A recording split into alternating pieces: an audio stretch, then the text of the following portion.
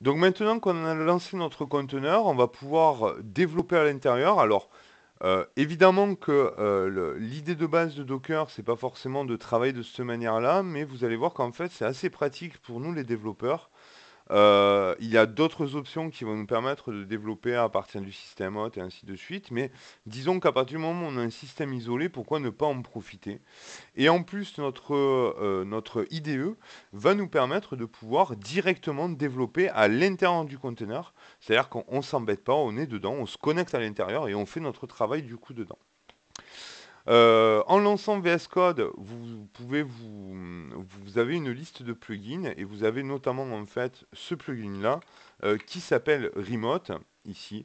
Donc vous avez Remote Container, tac tac, et vous avez, si je dis pas de bêtises, Remote Développement dans lequel ça vous installe Remote WSL, Container et SSH.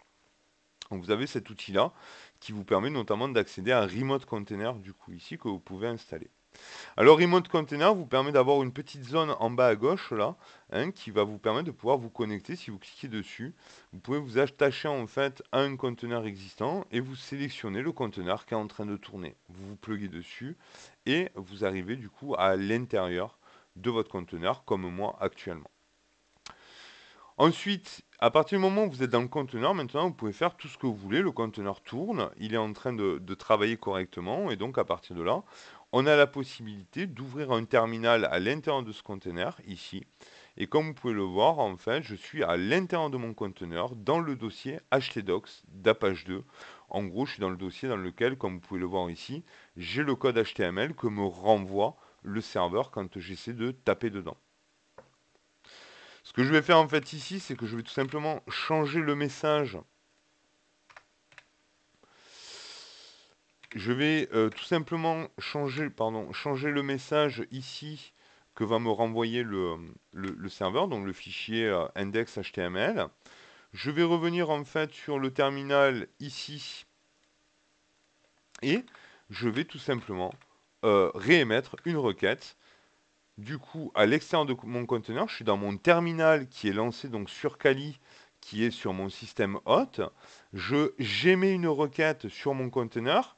Si je veux d'ailleurs aussi, je peux utiliser, si vous voulez, le navigateur de mon système hôte. Là, sous Windows, je fais localhost, localhost 2.444 et automatiquement, j'ai bien ça envoie la requête sur le port 444 ici, ça cible mon conteneur. Mon conteneur, en fait, ben, il redirige la requête sur le serveur Apache qui tourne à l'intérieur. Et le serveur Apache, comme vous pouvez le voir du coup dans le code ici, il distribue, on est bien dans le dossier htdocs ici, dans le dossier htdocs, j'ai le fichier index.html ici, dans lequel, eh bien, effectivement, dans lequel il y a le texte, ça marche, allez, ça marchouille, du coup ici, je sauvegarde, je rebascule sur le browser, je réémets ma requête et évidemment ça me renvoie le code HTML qu'il y a dans le fichier index.html à l'intérieur de mon container. Donc évidemment, quand je suis dans mon container, c'est un Linux, j'ai accès en fait à tout ce que je veux. Et comme je vous l'avais dit, en fait, ce container-là, il va s'appuyer sur son système hôte pour accéder au réseau. Et je peux par exemple faire un apt update,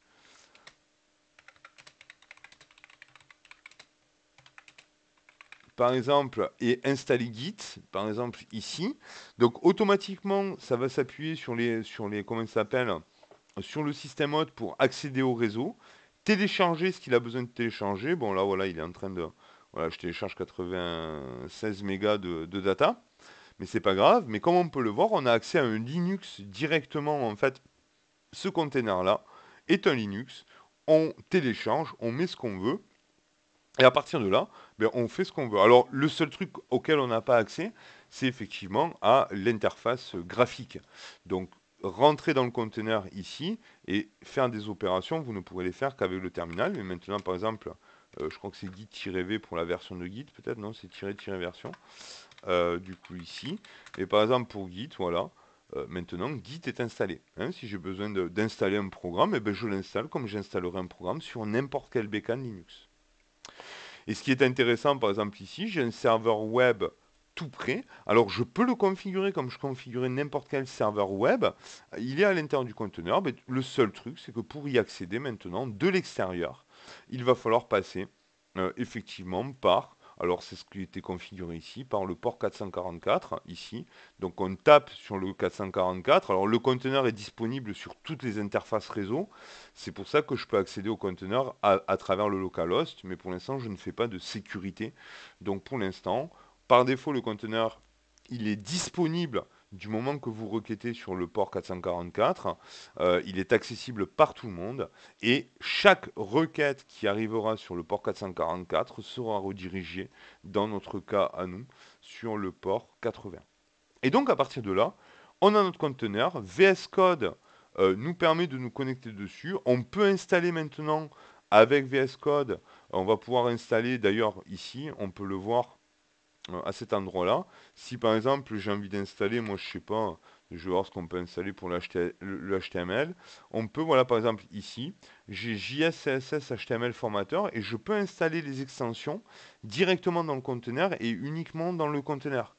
Ce qui est bien parce que du coup chaque conteneur pourra avoir ses plugins à lui, ainsi de suite, et ce qui est vachement pratique en réalité.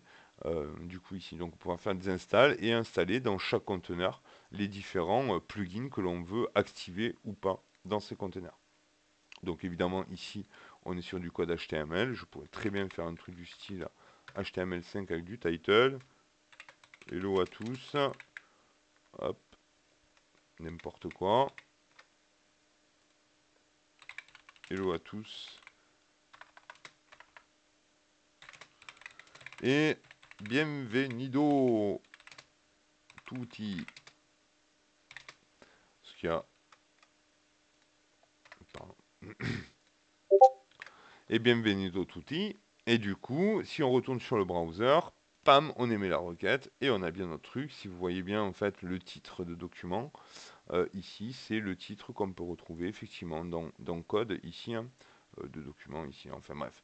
Donc on a bien le bon fichier qui va bien et tout ça a été bindé. Maintenant on peut travailler dans le container, on peut installer les programmes que l'on veut, on peut interagir à l'intérieur, ben voilà, comme si on développait, comme si on avait un dossier si vous voulez sur notre système Windows. La seule différence c'est que c'est dans le container. Ça veut dire qu'en plus ce qui est intéressant avec le container, je rappelle que ben, si jamais vous avez un problème avec un conteneur, vous supprimez le conteneur et vous recommencez tout.